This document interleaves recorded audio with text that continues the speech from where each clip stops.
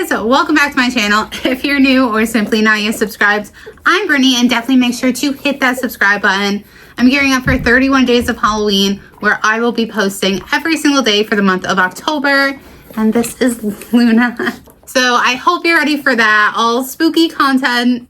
But with that, let's dive in to 5 of the most haunted places in New York. New York is very near and dear to my heart simply because I live here. I've never moved out of New York, but there's so much more to New York than just the city. First on our list is the Utica State Hospital. This was actually the first ever state-run hospital in New York State.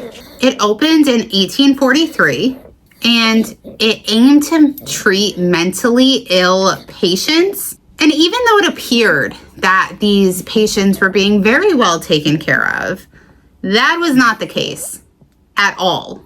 And people would only know that if they were behind those doors. Like, this place put up such a facade that they were doing right by these people. Electroshock treatments along with lobotomies were very common for patients. The conditions were not sanitary, and the rooms were small and cramped. One of the facilitators even developed a cage that was intended to punish any resident who misbehaved or any that needed to be calmed down because they were acting out. And it even had a name. It was called the Utica Crib. It's very disturbing. It makes me think of Matilda and the Chokey, I think it was called. Like, that is what it reminds me of. Many people who live near the hospital or have simply been passing by have seen faces in the window and have even heard frequent screaming from the building. Next, we have the Buffalo Central Terminal. Now, this train station has been out of operation for the last 40 years.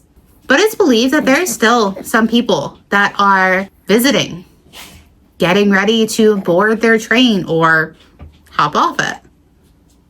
They're just not living. Some people have recalled seeing movements of various shadowy figures and even had the sense of feeling watched. One of the spirits is said to be a woman who goes by the name of Rose. The terminal is run down and could use some repairs. But you know, that always leads to the spooky factor, right? Next, we have Hyde Hall coming in at number 3. This home took 20 years to make. But it's actually really sad because George Clark was the one who was creating his dream home. And he would actually die a year before it was finished. It's said that he spends his afterlife in the home and is one of the resident spirits. There's a crypt on the property that is open for tours on Friday and Saturday nights. And stories of paranormal activity go back over a century. The spirit of George Clark is normally seen in the windows, and it's common to hear the sound of footsteps in the hall. It's also said that there's somebody that was staying there, and they actually had the sheets yanked off of the bed while they were sleeping. I don't think I would sleep after that. At least not there. I would sleep other places, but probably wouldn't fall back asleep that night. Coming in at 4, we have the Rolling Hills Asylum. During its time of operation, more than 17,000 people were buried, most of them in unmarked graves. The farmhouse was a place where vagrants would work in the fields, and they would often live there since they had no home.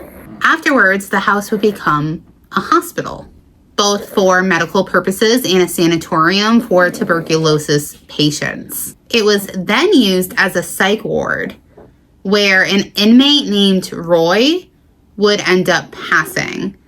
It said that he is now a spirit that is described as a 7-foot tall shadow man that haunts visitors. I know Rolling Hills Asylum is one of the haunted places that have really honed in on the fact that it's so haunted. So they offer tours and investigations. I have looked into doing investigations there, but it seems like they don't do where you can post a video, like a long form video. You could do TikToks or shorts, but not like long form.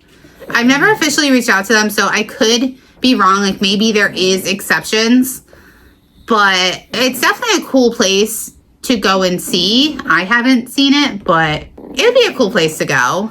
I can't imagine the feeling of overwhelmed sadness and fear that these places hold, though. So if you're susceptible to that and you don't handle that well, maybe avoid it. Last, coming in at 5, we have Letchworth Village. This building rests on more than 2,000 acres of land, and its design was inspired by Thomas Jefferson's Monticello. It served as a facility to care for physically and mentally disabled children and adults. And like many of the institutions in New York State, Letchworth Village was one of a handful of places that had been under suspicion of patient neglect. There were complaints of malnutrition, patients living in very unsanitary conditions where they weren't even wearing clothes. Like, you can't even give them clothes. And these were just some of the many things that was rumored to have been occurring there. Let me know if you want me to do a deep dive in any of these. Maybe one day I will investigate all of these. And if you like these little shorter contemplation videos of like lists of haunted places, let me know in the comments down below. Let me know if you've ever been to any of these and what your experience was there and which one's your favorite. In the meantime, make sure to like this video, hit that subscribe button, and until my next video, I love you. Bye.